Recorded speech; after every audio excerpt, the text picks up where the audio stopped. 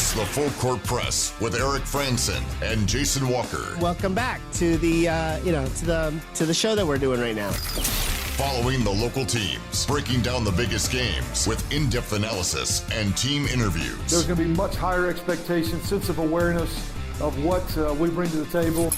Join the show by calling into 435-752-1069 or text 435-339-0321. It's the Full Court Press. Throws, answer, yes! Caught! Touchdown! They did it!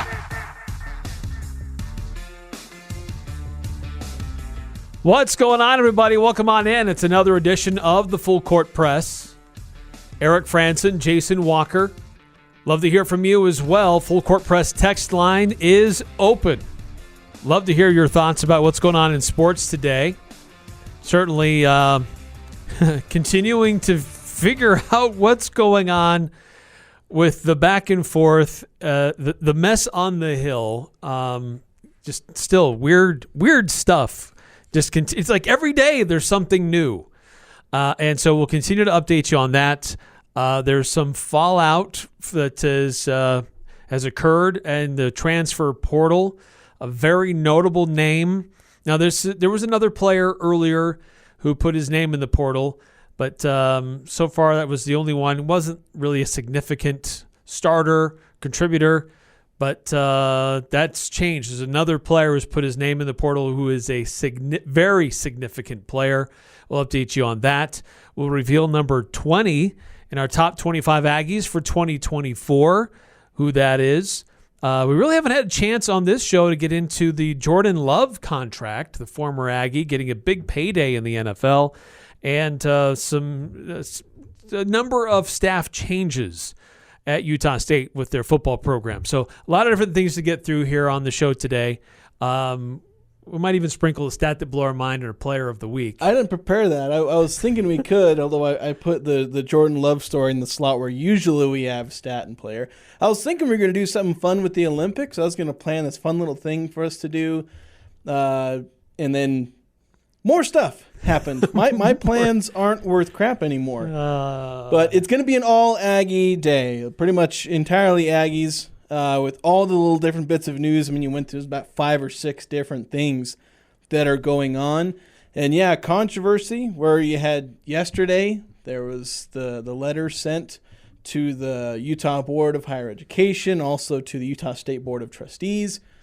There were 111 names on a letter that was basically, it was supporting Jerry Bovee and Amy Crosbie. Right. To put it short. And late Monday night, I was just laying in bed, waiting to go to sleep. And I actually had somebody DM me this, because even though I follow this individual on Instagram, I hadn't seen it. But it was sent to me that one of the players who was on the list, a current member of the Utah State men's basketball team, Isaac Johnson, sends out a story on Instagram saying that he didn't give consent for his name to be on that list of 111 names. And there's a lot of notable names. He was one of a not insignificant number of current Utah State players. Guys like Ike Larson, Bryce Radford, Stephen Kotzenle, players with gymnastics, volleyball. A lot of current athletes, probably around a dozen, maybe a little less. I'm trying to think of all of them off the top of my head, but a not insignificant number of current athletes across several different sports, and a lot of former athletes. There's kind of a who's who of former basketball players. Guys like J.C. Carroll, Ty Wesley, Gary Wilkinson. Ty Wesley, Gary Wilkinson, a bunch of others.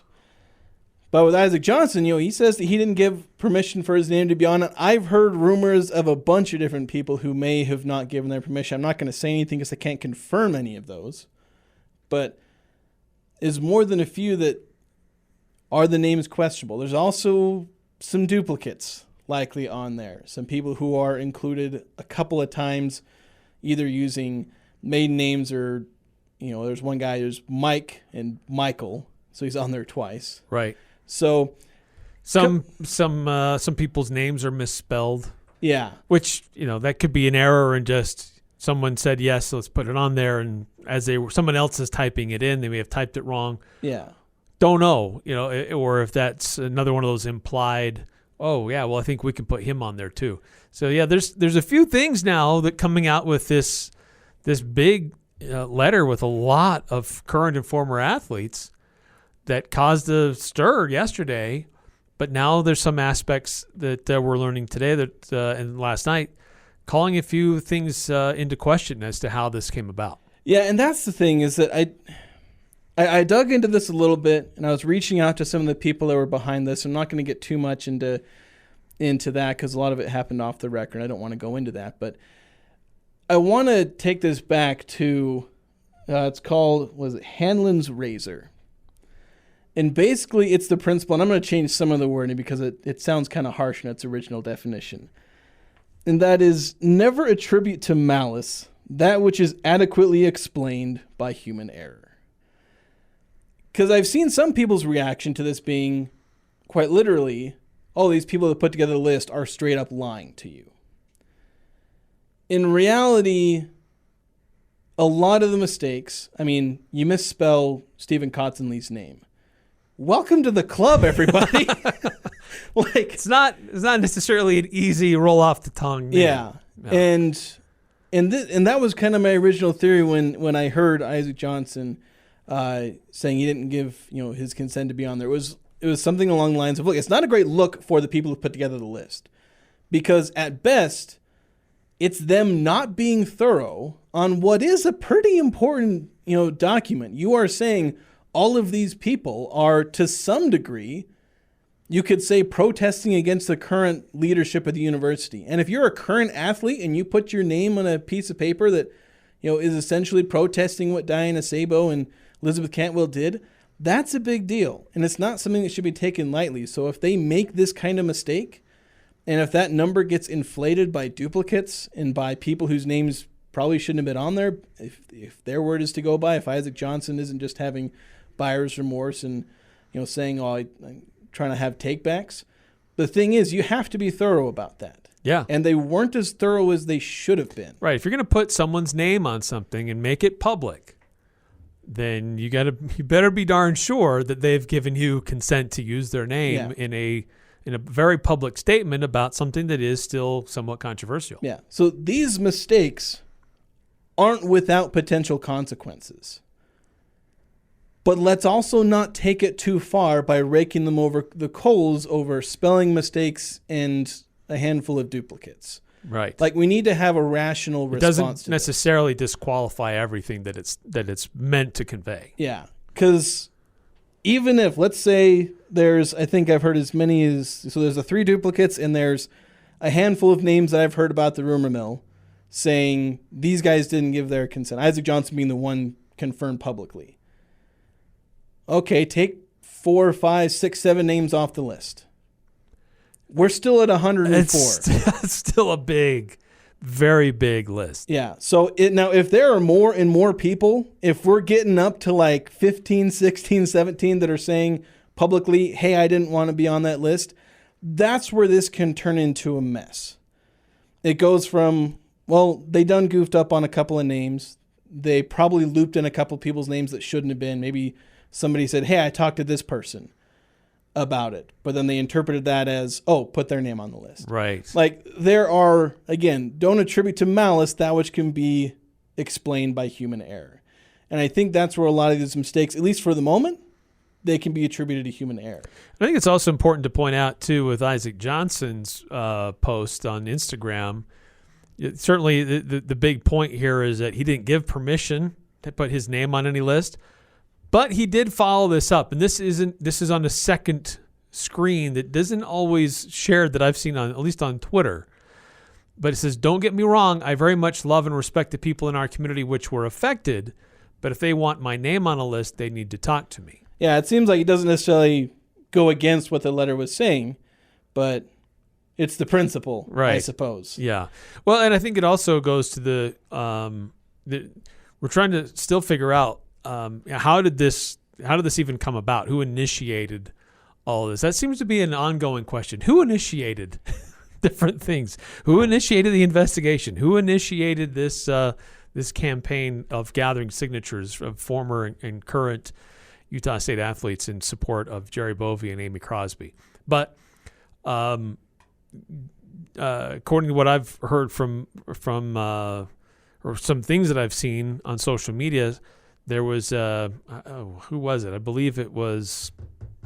think it was Jason Turner. Maybe it wasn't. I may be speaking out of turn. I think somebody got a confirmation that at least from Jerry Bovee's camp, that he was not the one to initiate this. He did not ask for this. I don't know who did, but this wasn't something that Bovee's camp was creating, and to try to drum up support for himself. So I don't know who did.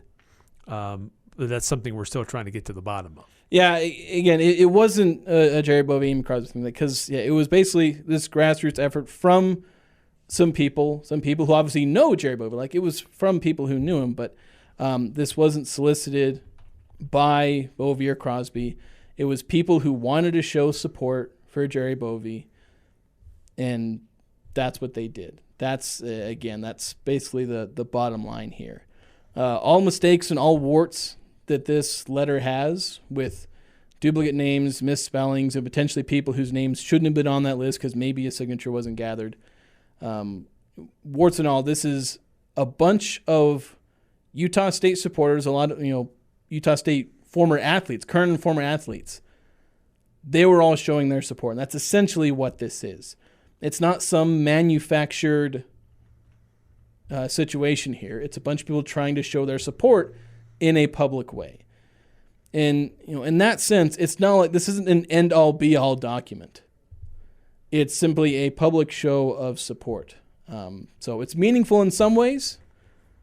In other ways, it's, you can debate on how much of an impact it'll have. We spent yesterday talking about how it's not really going to impact anything the Utah State does. Like, unless that's the catalyst to getting some people at the top fired, the letter's not really going to do anything. I mean, it does put public pressure. It does on what's going on here, in addition to all the other public pressure that's been put together. By the way, just to clarify, it was Sean Harrison with the Herald Journal who shared on social media, Jerry Bovee and Amy Crosbie were not aware of this action taken by current and former USU student athletes. Neither contacted this public relations firm.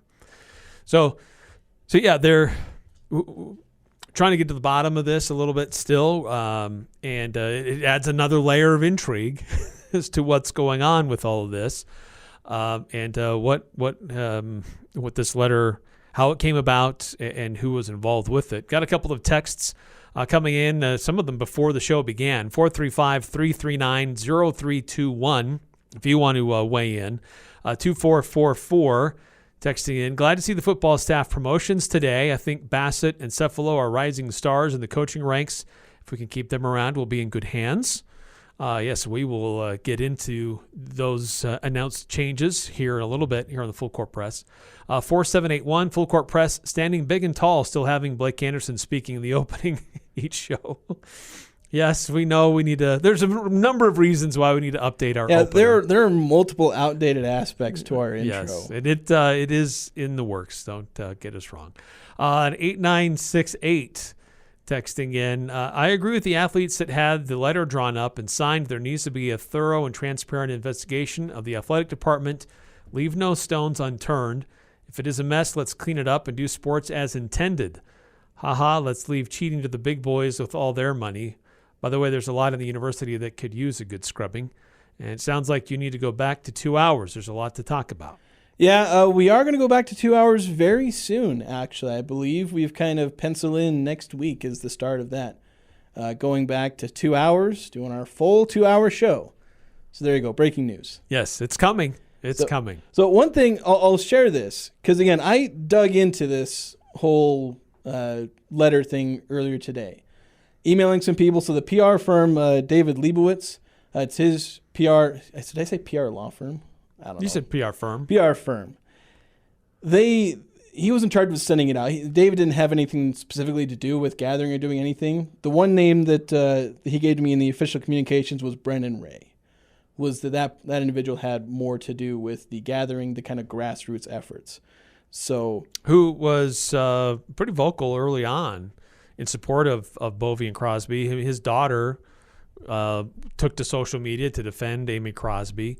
And look at some of these names that are on this list. I know there's been a few people trying to question also some of the people on this list, why they would put their name to this, because they wouldn't have been in athletics at the time that Bovee or Crosbie were in athletics. And while some of that may be true, some of them have children who were in athletics during the time that Bovee and Crosbie have been in administration. And then it also speaks to, just alumni of the institution who have had various dealings and interactions with these individuals over the course of time. Just because you weren't an athlete at the time that Bovee or Crosbie were in administration, that shouldn't disqualify you from having an opinion about these people and their leadership, because there would be other ways that alumni would be reacting with the athletic department. Yeah, because if you were an athlete in the 90s, okay, you graduated in the 90s, okay, yeah, you weren't contemporary with Jerry Bovee or Amy Crosbie. Okay, but if you're still interacting with the university as an alum, going to games, maybe even being a donor or just going to events, yeah, you're going to run into these people, especially if you were like a very well-known athlete. Because maybe you'll be interacting through promotions and different things like that, going to the Hall of Fame events or all these different things.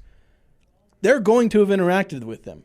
Maybe not as an athlete interacting with somebody above them in the athletic department, but as, hey, an alum working with the deputy athletic director or the, Amy Crosbie, senior woman administrator. They will have had some interactions. Not every one of them is going to be somebody who's working side by side, daily talking with them. Some of these people would have had brief or very little interactions, but likely some. Or even if they had no interactions. What's to say they can't sign it anyway, saying, hey, look, from my understanding of the situation, even though I don't know these people, I still want to support them based on what they know. It'd be like if a fan decided to sign it. Maybe they don't know Jerry and Amy specifically. They could still sign a letter of support. Now, maybe that one signature doesn't mean anything, but it's still another name on the list of support for two people who, in their minds, are fellow Aggies. Right. Yeah. And a former athlete can still say, look, I'm concerned about my institution, right? About my alma mater and what's going on. And I just want to make sure everything is done right and above board, and is very transparent. Yeah. And look, Utah State's in a bit of a tough situation here, because there are certain things that they have to allow to play out before they can say much, because they've made their decision, yes, but on basis of there's an appeal process and there's only so much you can say or release to media while these processes are playing out. So, we appreciate Diana Sabo for coming on Friday to try to illustrate some of the points and some of the aspects of what's been going on, but it was clear there were still a lot of things that she couldn't say or wouldn't say, because Bovee and Crosbie still have a period of time where they can appeal or file their grievance to this action. And while that's still technically kind of an open case, if you will, then their hands are kind of tied with what they can do. Yeah, and it was very similar with Blake Anderson, where when he was first fired, there was no information. There was a couple of statements from Utah State. Blake Anderson's attorney said a few things, trying to rip into the university, trying to create a narrative. Finally, Utah State kind of got to have their say. They released a bunch of information, trying to release as much of those documents as they could, as they were allowed, releasing the summary of the investigation, releasing all the termination letters and the back and forth and all that. And they were able to make their case, whether you believe it or not, they've been able to make their case through the media, at least reporting on all this information. At least their case is out there because of all the stuff they've been able to put out. They've not been able to do that. They basically have no counter to any of the stuff that's being said in support of Jerry Bovee or anything Jerry Bovee is saying, because they can't make that case yet. So that's why we try to avoid drawing too many conclusions yet about those. You can start drawing more conclusions about Blake Anderson because we have most of that information that we're going to get. And we've done our best to report on that and to try and explain it. With Jerry Bovee and Amy Crosbie, there's less information. So we have to be careful. There is more coming out. There's people coming out in support, speaking to the character of these individuals. But we can't go too far one direction or the other. Right. And other than Sabo saying that they firmly stand behind their employment decisions. Yeah, because that's about all they can do is they've got the script they kind of have to follow because they can't say anything beyond that because that can get them in trouble legally. Right. Still is weird that two individuals who had stellar records at two different institutions never had a write-up against them, never had an infraction against them, and this is the only option available was for them to lose their careers over this report that was ambiguous at best as to what actions need to be taken next. Yeah. USU has a lot to explain, and they had a lot to explain with Blake Anderson, and they've tried to do that. Make up your mind on what you think there. So USU's got a lot to explain, and there's going to be more coming out, and we'll have to get to that when all that finally comes out, when all this legal mess finally plays out. 6543, before we go to a timeout, just curious why the signers of the letter didn't mention Anderson as being terminated unjustly. That was a little interesting. An interesting omission in Austin Albrecht not being mentioned either. It probably just had more to do with the people who put it together, who were more trying to focus on the people they knew and had a longer relationship with, or maybe even a closer relationship. So it's interesting to note. I don't know. I wouldn't say that that's them, leaving Anderson out to dry. It's just they seem to have more to say about Jerry Bovee and Amy Crosbie and supporting them. Since those two were with Utah State for decades, Blake Anderson was here for 3 years. Yeah, there have been a few players voice their support for Anderson publicly in interviews and on social media, but clearly this what we saw yesterday is a group of people who have interacted with these two people specifically over a longer period of time that can speak to their character and frustrated with the actions taken by director of athletics and the university president. Not just one person made this decision. These were multiple people that put their names to this. So I got to take another time out here in the Full Court Press. Love to continue to get your thoughts, your feedback. It's kind of changing dynamic with all this that's going on. Names on the list that didn't give consent to have names on the list. Also, we'll get into our top 25 Aggies, number 20 on our list. Who will that be? And some changes in the Utah State coaching staff and different assignments handed out. We'll get to all that coming up next here on the Full Court Press. This is Brent Wallace with Cache Valley Bank, and we are celebrating our pioneers and their contribution to our state. Join us as we celebrate the days of 47 with our promotion. From now until July 31st, you can receive a 4.79 annual percentage yield on a 12-month CD or a 4.25 annual percentage yield on an 1847-day certificate of deposit. Come visit us or give us a call to learn more and be part of the celebration. Cache Valley Bank, mountains await. Member FDIC, no minimum balance required. Early withdrawal penalty may apply. Summer in Cache Valley is beautiful, and the Sportsman on Main Street has all your bike needs covered. Get your bike in now for service or a tune-up. We can usually get your service done in about 2 days. Be ready for the beautiful riding days ahead. If you need a new bike, we have kids to adult full suspension mountain bikes and e-bikes for around town or the mountains. From bikes to helmets to locks and clothing, come and see us at the Sportsman on Main Street in downtown Logan for all your biking needs. Make it 4 years in a row. Advanced Heating and AC is honored to be named the gold medalist for the best of Northern Utah in the AC HVAC category. You have many choices when it comes to your home's heating and air conditioning system. Make sure you choose the gold medal winning company, Advanced Heating and AC. Call 752-7272 or stop by their showroom west of DI. Online at advancedheating-ac.com. Hi, I'm Jay Broadbent with Alpine Home Medical. I'd like to invite you to learn more about us. Since 1997, we've been Utah's premier one-stop shop for home medical equipment. What sets us apart at Alpine Home Medical is the superior level of customer service. We provide home oxygen, CPAPs, wheelchairs, scooters, breast pumps, and so much more. Come on down and get to know us. Alpine Home Medical, we bring wellness home. Visit alpinehomemedical.com.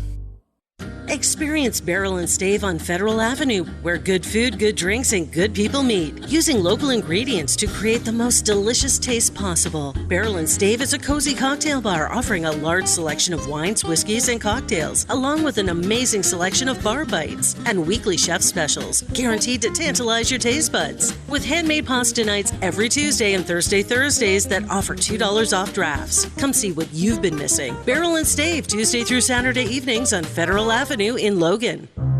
For more than a century, couples have shopped at S.C. Needham Jewelers. Known for a large selection of beautiful diamonds, we now have both natural and lab-grown diamonds.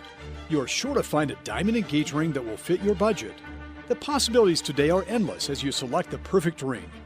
Show her you'll cherish her forever with a diamond, either natural or lab-grown, from the store where Utah gets engaged. S.C. Needham Jewelers, middle of the block, at the sign of the clock. It doesn't matter who you root for. The Full Court Press has all the high school sports covered. The Full Court Press. Connect with us on Facebook, Twitter, and online at 1069thefan.com.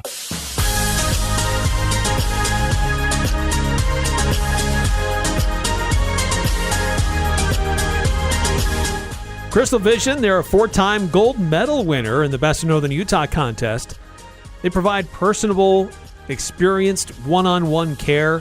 So stop in today with your prescription and let Crystal Vision fit your glasses to you. They are located on 14th North by Sportsman Warehouse. So every day at about this time, we try to shoot for 4:25, but I think we've been on time once. 2 minutes late once again, so we're close. We're not doing bad. We're running on that Eric Frandsen schedule here. Yes, just kidding. I make fun. You've been on time. You beat me into the studio today. I did. I was almost late. Yes. So we count it down from 25 all the way up to number 1. The Aggies football players, the top 25 Aggie football players on our top 25 list of most impact for the team. And today we reveal number 20.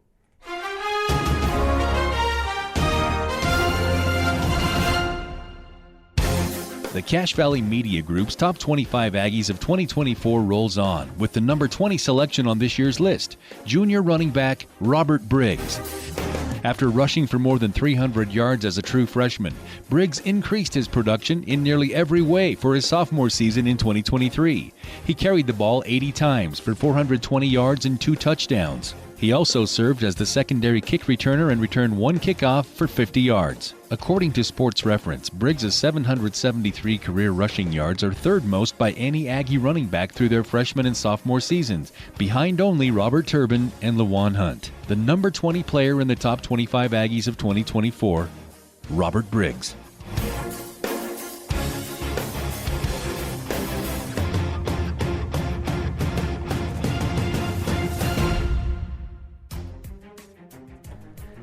Yeah, Robert Briggs coming in at number 20 on our list. When you're looking at the various top 25 polls that were part of this tabulation, he was listed at 23, 20, 22, 25, and as high as 8 in one poll. But certainly one of the impact players in the running back room for Utah State, who after some news today may have a larger role in another aspect of just being a running back.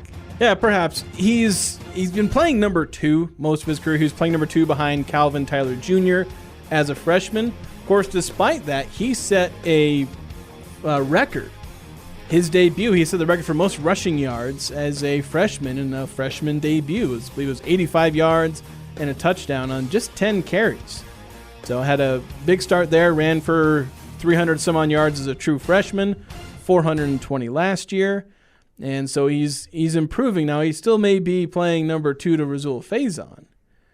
but he's still going to have a big impact on this team. You always want a 1-2 punch at running back, and he's shown throughout his career that he is a reliable runner. Sometimes a little iffy about him staying healthy. He's a guy who's 5'9" and he plays like he's 6'1", like he plays like a bruiser, like he hits. Yes, and he's breaks a power tackles. runner. And you're like, how does a 5'9" running back run with that kind of power? And maybe that affects his ability to stay healthy because he's, that's a lot of wear and tear. And so maybe it's impacting his ability to stay healthy. But when he's healthy, he is a reliable runner. He's a good running back. And, I think it was the stat I think that got mentioned is like most rushing yards through a sophomore season except for like Robert Turbin and Lawan Hunt. It's not bad company. It's good company. Yes, very good. It's not bad. So Robert Briggs, going to be a big impact this season for an offense that they're aiming to be really explosive. And a good run game is definitely part of that. And as I kind of alluded, he may have a larger role beyond just as a running back, because there were times where he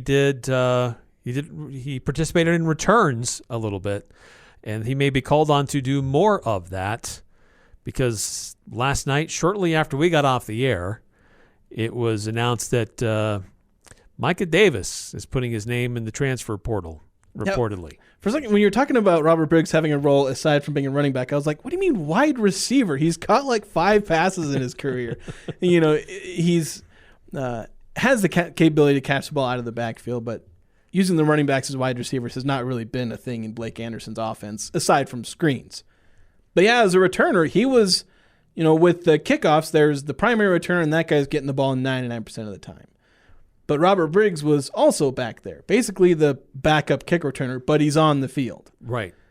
And he did return 1 kick for 50 yards. I probably should have looked that up to see exactly what it looked like and wonder, how did he get the kick return when it would have been Micah Davis doing the kick returns, and Micah Davis also the punt returner. I don't know about Briggs as a punt returner, but we'll have to see there. But it's entirely possible Briggs could take a bigger role as the kick returner, assuming somebody else doesn't rise up through the ranks, maybe some newcomer. Yeah, because Cooper Jones is out of the mix. He transferred to Boise State. I didn't realize he was at Boise State, but I'm like still following him on social media, and I saw somebody post something about him at Boise State, and he was retweeting. I was like, oh, is that where he went? Yeah, Spencer Danielson's very excited about Yeah, that's right. And that's the thing, is that Cooper Jones was a good punt returner. It actually it was to the credit of Micah Davis that he beat out Cooper Jones, a good punt returner, to win that job over Cooper Jones last season. Presumably that's why Jones left, was because, Micah Davis is here. I didn't beat him out for the job. We're going to go somewhere else. And so the Aggies had 2 pretty good punt returners on their team last year. Now, I don't know who fills either of those spots. Yeah, I'm not sure either, but there are a number of good candidates. Yeah, there's always somebody. It just comes down to... because there's some really talented young freshman running backs that are coming in, and so you try to find opportunities for them to get on the field and touch the ball, and that could be one of those ways. Even though Micah Davis leaves, there's still a lot of other wide receivers who are very talented that can run the ball. So there are options available to Utah State. Yeah, if you find guys who have, with kick returns, sometimes you focus on straight line speed, but there's still obviously got to be a good runner, got to have good vision. You don't just put your fastest guy out there. In that case, you'd probably just go with Jalen Royals, but maybe Jalen Royals isn't good at kick returns. That happens. Not all fast wide receivers are good kick returners. And so sometimes they go with running backs. That's why running backs can often get kick return responsibilities, because they're naturally good runners, even if they don't have the same top-end speeders as some of your burner wide receivers. So we'll have to see. Maybe Briggs. I don't know as far as punt return. We're going to have to watch camp. Who do they put out there? Yes. Because punt returning, my goodness. Like kick returns, okay, if you fumble the ball a little bit, you just pick it up and run. Punt returns, you have ice in your veins. Yeah, it's so There's so no crazy. margin for error. Like you got guys that'll be like standing around you, even if it's just a fair catch, and you got to catch. And it's like, I've tried to catch punts, and I don't think I've ever actually caught a punt, because I don't understand how on earth you time to catch the ball. Like you try and tuck your elbows in, but your arms don't bend that way, so you just got to catch it. And so it's pretty crazy. But yeah, unfortunately, the Aggies not only losing a great return man in Micah Davis, but he was likely to be their number 2 wide receiver as well. Right, great utility player. You could put him all over the field offensively, and he would deliver. It's going to affect how it would be weird when we get into our Yeah, down the line on our top 25 Aggies, because Yeah. it's obvious Micah Davis would be up there. But that's a tough loss for Utah State. Now, just because you put your name in the portal doesn't mean you necessarily are headed somewhere, but usually players at this stage won't put their name in the portal unless they already have a destination lined up. Yeah, he's got a destination. I think it was Brian Phillips was saying he's going to Ole Miss. I wouldn't doubt that. He's probably going to Ole Miss. So it's like we were talking about. There are players who could enter the transfer portal. They still can. Right. And the people who are most likely to go, there was one player who's a little further down the depth chart. Maybe he's going to try and transfer down. He wasn't likely to get time here at Utah State. But with some of these players, a guy like Micah Davis, he's in our top 10 of the top 25 Aggies. We'll get to that when we get to that. We'll probably exactly where in the we're top probably 10. just going to skip that number and go straight to the next. But we'll give you the heads up that we've done the skip. But these kind of players and the ones you're most worried about, because if someone is like the 8th-string wide receiver or whatnot, you're not too worried about them transferring. But someone like Micah Davis, they can transfer, but the reason they would transfer is because they have a destination. Because we talked about all the obstacles. Does the team have enough scholarships? Do they have enough roster spots? Are teams even looking to recruit at this point? People aren't out in the field trying to find, a bunch of recruits because they've already done that. So you might not have a spot. But hey, say this one university happens to have a spot, happens to have a need at a position.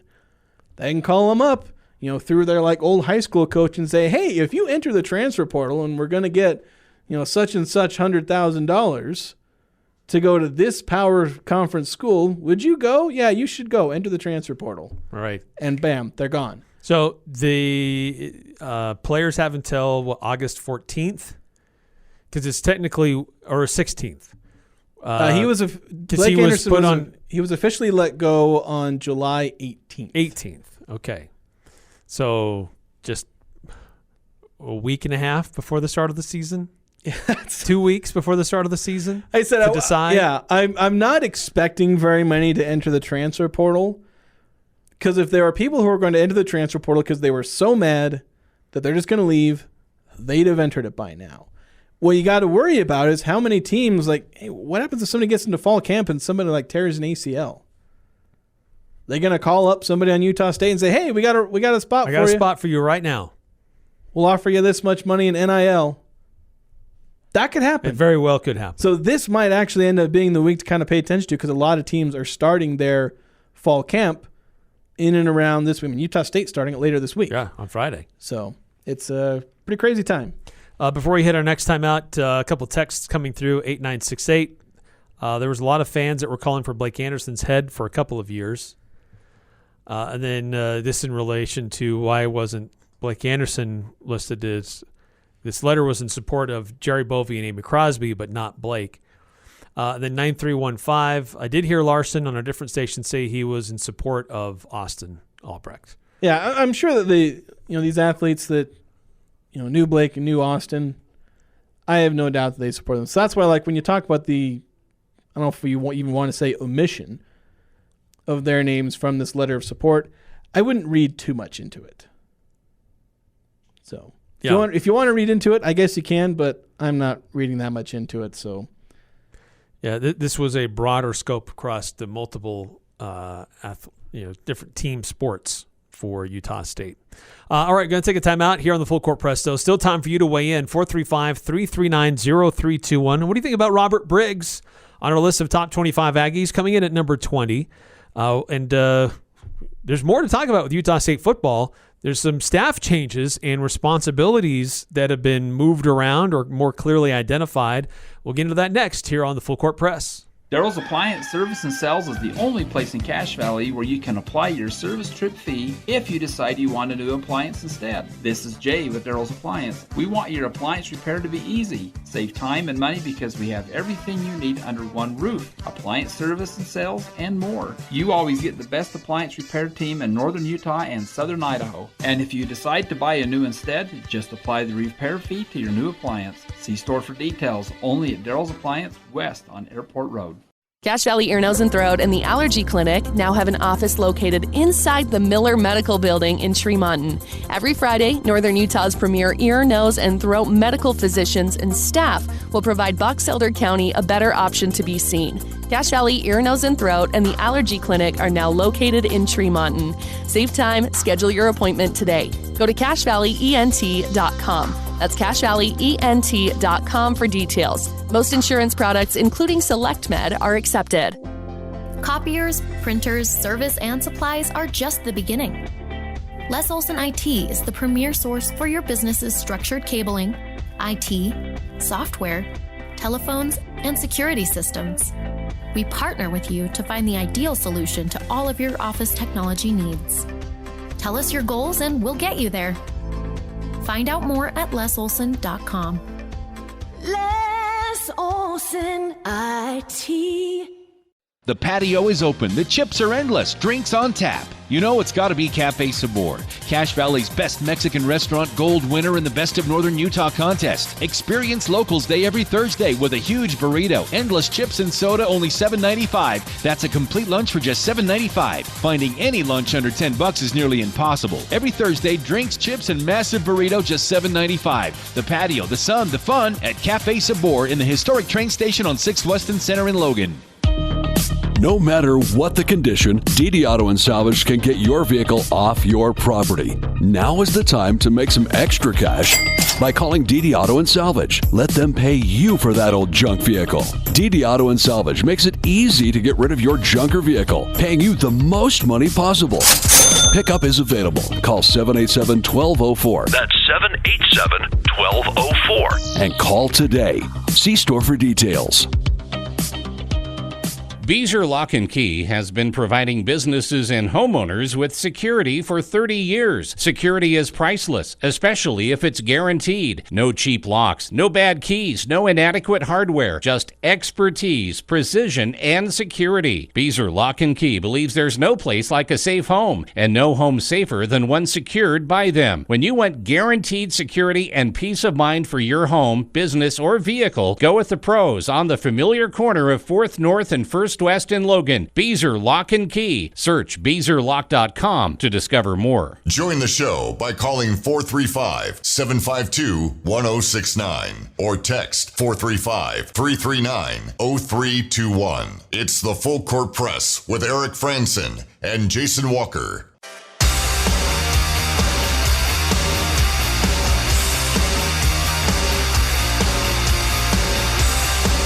Welcome back to the Full Court Press. Eric Frandsen, Jason Walker. 435-339-0321 if you want to text into the program. Number of changes in the Utah State football program.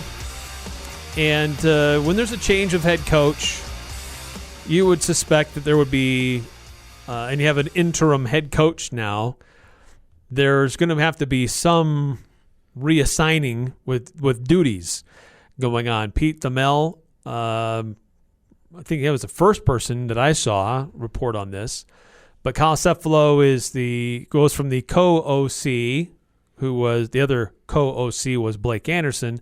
So Cephalo will be the full offensive coordinator, but he will still coach wide receivers. But he is going to be getting some help at the offensive coordinator duties, with Cooper Bassett being elevated from offensive line and will be the co-OC along with Kyle Cephalo. Yeah, so there's a lot of roles that needed to be filled because he had Blake Anderson, who was head coach, offensive coordinator, and quarterbacks coach. Right. Move him out, and then suddenly there's a couple spots that need to be filled. Obviously, Kyle Cephalo was co-offensive coordinator, so he goes to lead co-offensive coordinator. I don't know. So he goes from co-OC to co-OC. Right. But he's, I guess, because Blake Anderson's like the offensive coordinator, Kyle Cephalo was co-offensive coordinator. Now he moves up in that Cooper Bassett slides in to be the other co-offensive coordinator. Also going to be offensive line. As he was before, he's still going to be that position coach. Just as Kyle Cephalo is still the wide receiver position coach. On the defensive side, or actually, they also had to fill the other the other position that was empty, that's quarterbacks coach. There wasn't necessarily like this obvious, filling because he thought, well, Kyle Cefalo, co-offensive coordinator, he's going to take over that. We'd kind of made that assumption.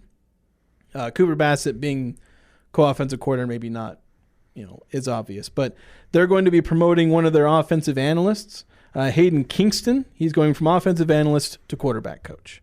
So he'll fill that gap. So that pretty much covers everything that Blake Anderson left behind with his departure. Right. So on the defensive side, Nate Dreiling, he came in as defensive coordinator. He jumps up to head coach. Now he's still going to be handling defensive duties, but they're going to give him help with a co-defensive coordinator. And that's going to be Bobby McMillan, who was the linebackers coach. He's going to serve as co-defensive coordinator, basically defensive coordinator assistant. Right. I guess. And then, I think that was all of them, right? They also announced Rachel Phillips, yes, the program's chief of staff. Yeah, just moving around a bunch of people, handing out some promotions, just filling out, right before they start fall camp, getting all the position coaches lined up, because they've been without a quarterback coach since earlier this month for like 2 weeks now.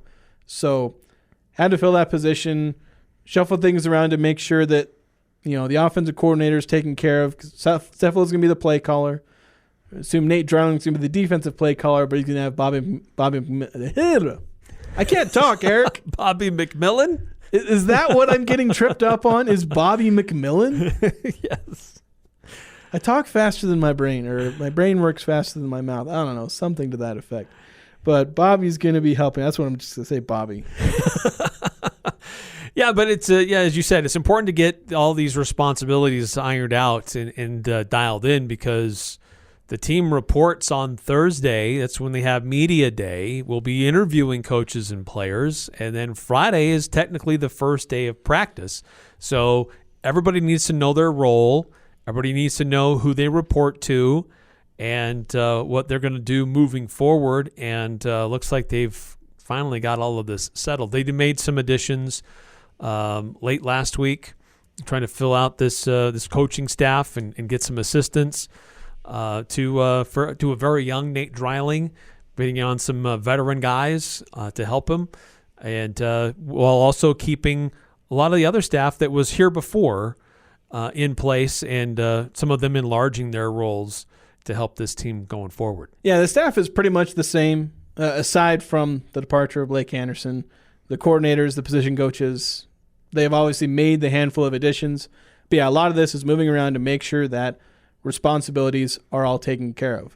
If you're Nate Dreiling, a good head coach has good coordinators. And so it's really important to get these filled by, the best candidates that you have.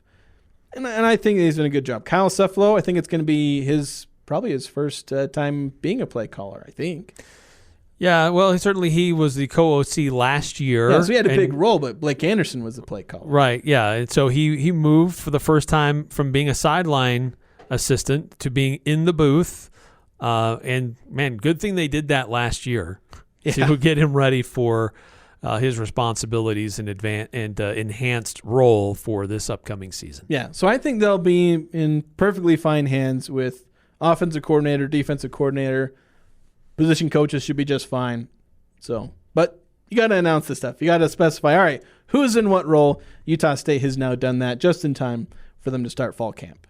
All right, another quick timeout here in the Full Court Press. Continue to weigh in if you want. 435-339-0321. How many years has it been since you were married? 1 year? 10 years? Longer? This is Jarek from Jarek's Fine Jewelry. No matter how many years it's been, you always remember just how you felt. Show her you love her all over again with something special from Jarek's. We can help you surprise her or bring her in and you can pick it out together. Maybe it's restyling the old ring or upgrading to a larger diamond that she just may have hinted about. No matter how many years it's been, let us help make it special on your anniversary. Jarek's Fine Jewelry. Make it special, make it Jarek's. Elements has delicious lunch specials. Soup, salad, and bread for just $10 is tasty and quick. Elements lunch menu is full of scrumptious items. Wood-fired pizzas are an excellent choice that include barbecued chicken and the bee's knees. The fresh battered halibut fish and chips with seasoned fries is always a hit. And don't forget the fan favorite, Chipotle fried chicken sandwich. Thursdays, enjoy Elements house-made smoked brisket, casual or professional. Open Monday through Thursday, 11:30 to 8 p.m. and Friday and Saturday, 11:30 to 9. Visit theelementsrestaurant.com for reservations. You know you recognize that song. I'm talking to you, class of 1976. Hi, this is Rusty Allen with LSS Insurance, and turning 65 means it's time to talk Medicare. LSS is here to help. Call 752-9493 for help with Medicare. As your local agent, we will research benefits, costs, and look up prescriptions so there aren't any surprises at the pharmacy. Call LSS at 752-9493. Ah, the t-shirt. It's the unofficial clothing of summer. We all have a favorite t-shirt. The Logo Shop has custom screen printed over 1 million t-shirts for teams, clubs, businesses, family reunions, fundraisers, marathons, bike races. One-of-a-kind designs with creative graphics, even funny phrases. Whether you need a couple dozen or a couple thousand, the team at the Logo Shop will help with your one-of-a-kind design. From concept to creation. Order your custom t-shirts from the Logo Shop. The Logo Shop. Logo stuff. The Logo Shop. Who do you turn to if you want to change out your wood or pellet stove? Advanced Fireplace and Stove. They were voted the gold medalist for Best of Northern Utah for the 4th year in a row in the fireplace retrofit category. Be ready when the government's next wood and pellet replacement incentives pop up. Advanced Fireplace can help you navigate the paperwork. For more information, call Advanced Fireplace and Stove, 752-7272. Online at advancedfireplaceandstove.com. It's the Full Court Press with Eric Frandsen and Jason Walker.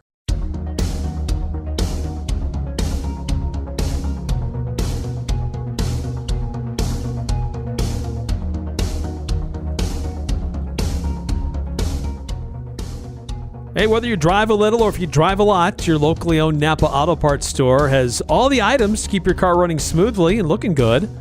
Like Napa Gold Filter and 5 quarts of premium full synthetic oil for only $35. A lot of deals in store, but go check it out while supplies last at your locally owned Preston and Providence Napa Auto Parts store. We really haven't had a chance to get into this, but over the weekend, big news regarding a former Aggie with Jordan Love signing the most lucrative quarterback contract ever. And based on half a season of really good work. Yeah, he definitely balled out at the end of the season. I think I read one that said he's tied with Trevor Lawrence on like a per year basis. Well, everyone was saying it's the most lucrative contract in NFL history. I haven't double checked that fact. I just believe what everyone tells me about that. It resets every year. The next quarterback that signs a contract is the new highest paid player. I don't like the trend of everyone saying, "Oh, the highest paid wide receiver in NFL history." It's like, congratulations, inflation is a thing. Of course the dollar amount's higher. Right. And the salary cap's like 7,000% of what it used to be. Because they can. So it's like, oh yeah, you're the new highest paid wide receiver. It won't be you next year. Congratulations. But still, my cynicism aside, Jordan Love, obviously congratulations on being a $200 million man. 4 years, $220 million. So Packers are showing their faith in him. In signing him to this big contract, it means that he's got to carry a big load for the team, because when you sign those quarterbacks to those mega contracts, well, it's harder for them to sign wide receivers and running backs and offensive linemen. It becomes a little bit harder. And the defense doesn't get as much money. Like it can be a little harder. It's tough to manage, right, yeah. Some quarterbacks still pull it off. Patrick Mahomes is doing just fine. He is very well paid and is doing perfectly fine with winning Super Bowls. Of course, there were some quarterbacks like Tom Brady that were always trying to keep their cap hit low to win more Super Bowls. That obviously paid off for Tom Brady. Yeah, yes it did. Yes it did. So, yeah, very much looking forward to watching Jordan Love this season. Hopefully getting a full season of Jordan Love excellence. Yes. Now, look, I mean, tongue-in-cheek, only half a season worth of really good work. But in that half of season, he was elite. Yeah. And he wasn't horrible in the first half of the season. He was just kind of like slightly below average in his first ever half season of starting. Right. And then in the back half of the season, yeah, he was elite. You can argue best quarterback in the NFL over that span. Basically week 10 through the Super Bowl. Like, he had some of the best numbers. Yeah. Got him a playoff win. Yeah, definitely. Big playoff wins. Hopefully get another playoff win and maybe go a little further. That's true. Certainly hope that for Jordan Love. Another former Aggie getting a contract. It's not $220 million. In fact, I didn't even look up how much it was worth. It's probably like the vet minimum or a camp deal. Deven Thompkins. He was waived by the Tampa Bay Buccaneers in May. kind of slipped under the radar. I hadn't noticed it at the time, but he was waived by them. He'd been a wide receiver / returner. He'd been their primary punt and kick returner. Even saw like 4th or 5th string wide receiver duties within this last season. But now he's likely to come into Carolina, the team he just signed with, and perhaps play a similar role. I imagine he'll at least be in contention to be their returner. Kickoff's getting a bit of a revamp this year, so maybe he'll have a bigger role as a kick returner. Punt returner, that's never really gone away. It's just you get a few punt returns every game or so. And then we'll see if he's able to elevate himself as a wide receiver. You can certainly hope so. But at the very least, he has value to teams as a returner. How about this as a stat that blows your mind, Jason? All right, let's see here. This is according to Reddit College Football. Utah State alum Jordan Love just signed the largest deal for a quarterback in NFL history for $220 million. The combined media deal for the entire Mountain West from 2020 to 2026 is $270 million. I actually saw that. I saw that. It does kind of blow your mind. It's like Jordan Love is worth almost as much as the media contract. For the entire Mountain West. For his old conference. That's crazy. Yes. So congrats to Jordan Love regardless, and best of luck to Deven Thompkins in his new home.